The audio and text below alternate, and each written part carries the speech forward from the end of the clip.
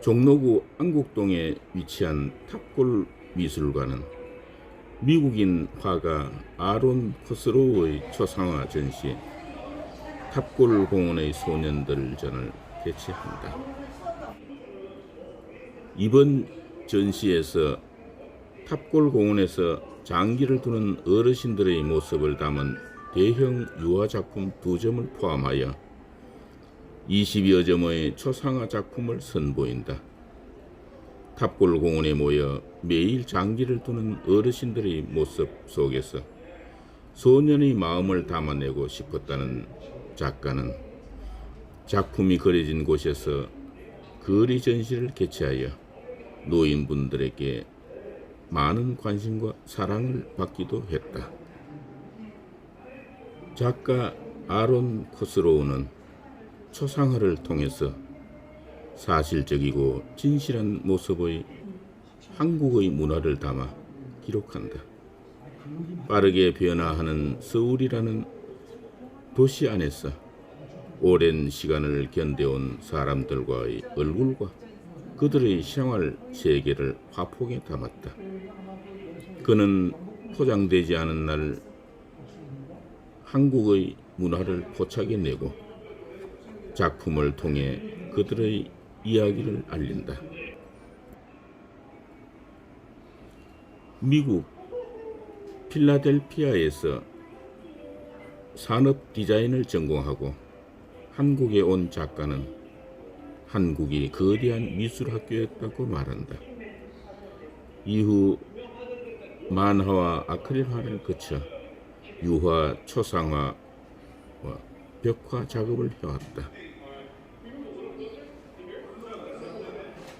MBC 예능 어서와 한국은 처음이지를 통해서 세간에 그의 작품 과정이 알려지면서 화제를 모은 작가는 이번 탑골 미술관에서의 초대 전시를 통해서 그의 작품을 더 많은 한국인 관람객들에게 선보일 계기를 마련했다.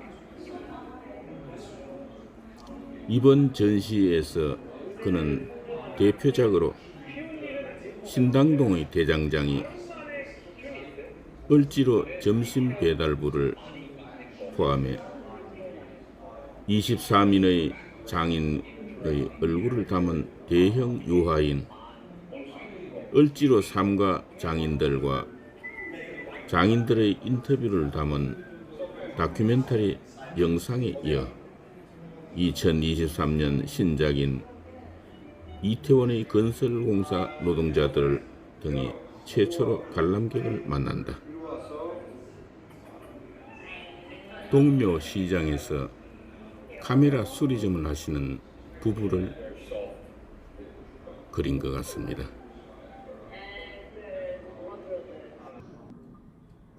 신당동의 대장장이 첫 작품이자 첫 번째 유화이다. 그는 망치를 두드리며 40년을 일했고 그 때문에 귀가 잘 들리지 않는다. 우리는 그 가게 옆에 작은 방에 있는 그의 아내에게 가서 우리를 대신해서 그에게 그림을 그리기 위해 사진을 찍어도 좋은지 물어봐 달라고 부탁했다. 그는 나에게 그의 작업을 관찰할 수 있도록 허락해 주었다. 이태원 거리의 구두 닦기. 오래된 작업실이 주는 느낌. 구두를 빛나게 하기 위해 사용하는 오일들. 구두의 질감이 잘 어울린다고 생각한다. 오래된 작업실 안에 있는 수천 가지의 디테일한 이 작품은 2021년 작품 중 20번째 작품이다.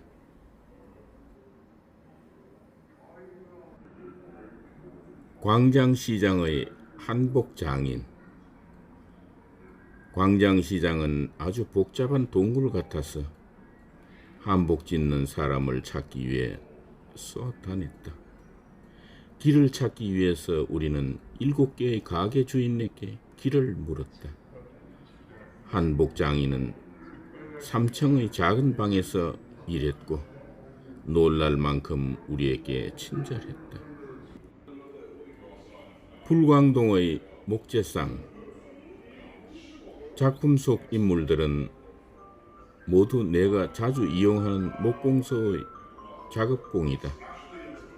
나는 이 목공소에서 각종 프로젝트를 위한 목재를 산다. 매일 아침이면 이 멋쟁이 아저씨들은 모여서 생산적인 모임을 갖곤 한다. 박씨 형제는 1971년부터 이 거리에 있었다. 을지로 사가 점심식사 배달부. 우리는 을지로를 거닐다가 머리 위에 한국식 은색 쟁반 위에 가득히 점심 식사를 싣고 나르는 아주머니를 발견했다. 나는 그녀가 완벽한 초상화의 주인공감이라는 것을 알았기에 우리는 그녀를 쫓아다녔다. 그녀는 을지로의 골목과 뒷길을 번갈아 가면서 매우 빠르게 전심을 날랐다. 구리 전통시장에 차려진 야채 파티. 채소가게 아주머니는 좋은 초상화를 그리기 위해 내가 찾던 놀라운 에너지를 가지고 있었다. 우리가 작품의 인쇄본을 전달해 주었을 때 그녀는 한없이 아름다운 미소를 보여주었다. 나는 이 작품에서 특히 채소들의 푸릇한 색과 디테일한 질감들을 좋아한다. 이태원 역사 앞 치킨맨. 이 작품은 MBC 프로그램 어서와 한국은 처음이지 방송국 촬영팀과 협업 과정 중에 제작되었다. 이 프로그램의 제작을 위해서 초상화의 인물을 찾는 것부터 작품이 만들어지는 전체 작업과 과정을 촬영했다. 나는 치킨맨을 여러 차례 그린 경험이 있지만 이번 작품이 그를 유화로 그린 첫 작품이다. 남산에서 강아지와 산책하는 사람들. 초상화의 주인공인 친구들은 해방촌 격리단 그리고 이태원에서 강아지 산책시키는 일을 한다. 강아지 주인이 일을 하러 간 사이 강아지를 돌봐준다. 한여름 어느 날 한 무리의 강아지를 몰고 남산공원을 산책하는 그들과 마주쳤다. 공원의 풀과 잔디는 높이 자라고 햇살이 물에 반사되어 반짝였다. 청계천에서 만난 아버지와 아들. 청계천 산책로를 따라 걸었다. 흐르는 물과 주변에 녹색 풀들이 어울려 예쁘다고 생각했다. 그 배경에 담을 인물을 찾아야 했다. 아빠와 아들이 바위에 나란히 앉아 있는 것을 보고 다가갔다. 혹시 초상화를 위해 포즈를 취해줄 수 있느냐고 물었다. 아이 아빠는 아들의 시윤에게 초상화에 대해 설명해 주었고 시윤은 좋다고 말했다. 홍대의 막걸리맨. 막걸리맨은 홍대의 전설이다. 그는 한국의 쌀로 만든 발효주인 막걸리를 리아카에 싣고 팔러 다닌다. 많은 사람들이 막걸리맨에 대한 저마다의 얘기를 가지고 있지만 누구도 정작 그의 이야기를 알지 못한다. 우리는 그가 막걸리맨이라는 변함없는 캐릭터를 가지고 있고 그 역할을 최소한 지난 20년간 해왔다는 사실을 알게 되었다. 이태원 기네스 72 앞 거리의 파티. 어떻게 하면 이태원 해밀턴 호텔 뒤에서 벌어지는 에너지 넘치는 파티를 그림에 담을 수 있을까?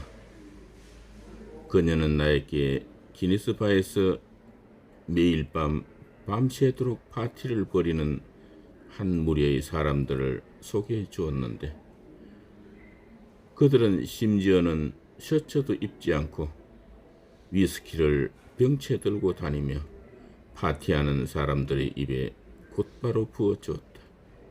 좋은 에너지와 쿨한 사람들. GS25 편의점에서 통금은 해제되고 마스크 착용 의무도 해제되고 밤 12시 통금도 끝났다. 이태원은 지난 2년간의 코로나로부터 잠금 해제되어 다시 빛나기 시작했다. 이전의 내 만화 일러스트 작품의 일부였던 판타지역 요소를 차용했다. 토요일 밤에 이태원 해밀턴 호텔 뒷골목에서, 이태원은 용산의 미군 기지인 게리슨에서 많은 영향을 받아 서울의 외국인들의 도시로 규모를 더해왔다. 수년이 지나면서 해가 지지 않는 듯한 밤 문화를 파티의 성지로 변모해왔다. 코로나 바이러스로와 이태원을 비난하는 미디어의 호도가 지속되면서 한때 이 동네는 완전히 그 명성을 잃은 죽은 도시가 되어버렸지만, 다시 부활하는 전설의 새 피닉스처럼 이 도시는 다시 부활하고 있다. 한남동에서의 치킨 파티. 토요일 밤 우리 집 앞 거리에 위치한 치킨 가게이다. 사람들은 맛있는 음식 그리고 약간의 약주를 함께 즐기며 즐거운 시간을 보내고 있었다. 코코는 항상 밖으로 돌아다닌다. 나는 후라이드 치킨을 사서 넷플릭스를 보며 먹었다.